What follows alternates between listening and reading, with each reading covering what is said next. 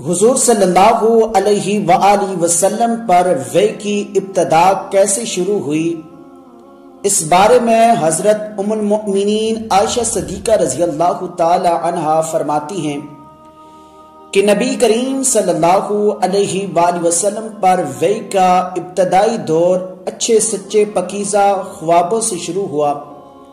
آپ صلی اللہ علیہ وآلہ وسلم خواب میں جو کچھ دیکھتے وہ صبح کی روشنی کی طرح صحیح اور سچا ثابت ہوتا۔ پھر من جانب قدرت آپ صلی اللہ علیہ وآلہ وسلم تنہائی پسند ہو گئے اور آپ صلی اللہ علیہ وآلہ وسلم نے غار حرا میں خلوت نشینی اختیار فرمائی اور کئی دن اور رات وہاں مسلسل عبادت اور یاد الہی ذکر و فکر میں مشغول رہتے۔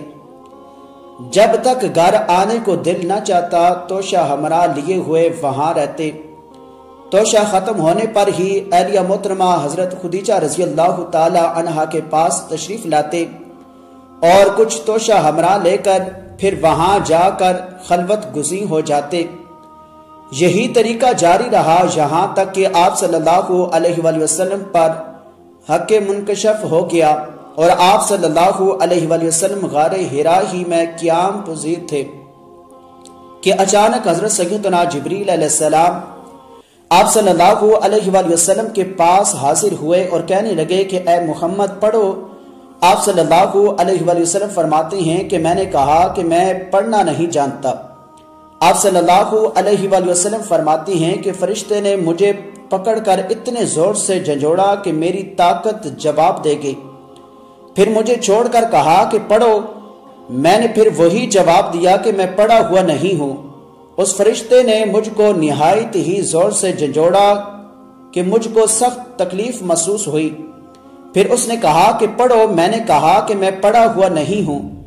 فرشتے نے تیسری بار مجھ کو پکڑا اور تیسری مرتبہ پھر مجھ کو جھنجھوڑا، پھر مجھے چھوڑ دیا اور کہنے لگا کہ پڑھو اپنے رب کے نام کی مدد سے جس نے پیدا کیا اور انسان کو خون کی پھٹکی سے بنایا، پڑھو اور آپ کا رب بہت ہی مہربانیاں کرنے والا ہے۔ پس یہی آیتیں آپ صلی اللہ علیہ وآلہ وسلم حضرت سیدنا جبریل علیہ السلام سے سن کر اس حال میں غار حرا سے واپس ہوئے کہ آپ صلی اللہ علیہ وآلہ وسلم کا دل اس انوکھے واقعہ سے کانپ رہا تھا۔ آپ صلی اللہ علیہ وآلہ وسلم حضرت خدیجہ رضی اللہ تعالی عنہا کے پاس تشریف لائے اور فرمایا کہ مجھے کمبل اڑا دو، مجھے کمبل اڑا دو۔ لوگوں نے آپ صلی اللہ علیہ وآلہ وسلم کو کمبل اڑا دیا۔ جب آپ صلی اللہ علیہ وآلہ وسلم کا ڈر جاتا رہا تو آپ صلی اللہ علیہ وآلہ وسلم نے اپنی زوجہ محترمہ حضرت خدیجہ رضی اللہ تعالی عنہا کو تفصیل کے ساتھ یہ واقعہ سنایا اور فرمانے لگے کہ مجھ کو اب اپنی جان کا خوف ہو گیا ہے۔ آپ صلی اللہ علیہ وآلہ وسلم کی اہلیہ محترمہ حضرت خدیجہ رضی اللہ تعالی عنہا نے آپ صلی اللہ علیہ وآلہ وسلم کی ڈھارس بندھائی اور کہا کہ آپ کا خیال صحیح نہیں ہے، اللہ کی قسم آپ کو اللہ کبھی رسوا نہیں کرے گا، آپ تو اخلاق فاضلہ کے مالک ہیں، آپ تو کنبہ پرور ہیں، بے کسوں کا بوجھ اپنے سر پر رکھ لیتی ہیں، مفلسوں کے لیے آپ کماتے ہیں، مہمان نوازی میں آپ بے مثال ہیں اور مشکل وقت میں آپ امر حق کا ساتھ دیتے ہیں۔ ایسے اصاف حسنہ والا انسان یوں بے وقت ذلت و خواری کی موت نہیں پا سکتا۔ پھر مزید تسلی کے لیے حضرت خدیجہ رضی اللہ تعالی عنہا آپ صلی اللہ علیہ وآلہ وسلم کو ورقہ بن نوفل کے پاس لے گئی جو ان کے چچا زاد بھائی تھے اور زمانہ جاہلیت میں نصرانی مذہب اختیار کر چکے تھے اور عبرانی زبان کے کاتب تھے۔ انجیل کو بھی حسب منشائے خداوندی عبرانی زبان میں لکھا کرتے تھے۔ یاد رکھیں انجیل سریانی زبان میں نازل ہوئی تھی، پھر اس کا ترجمہ عبرانی زبان میں ہوا۔ ورقہ اسی کو لکھتے تھے۔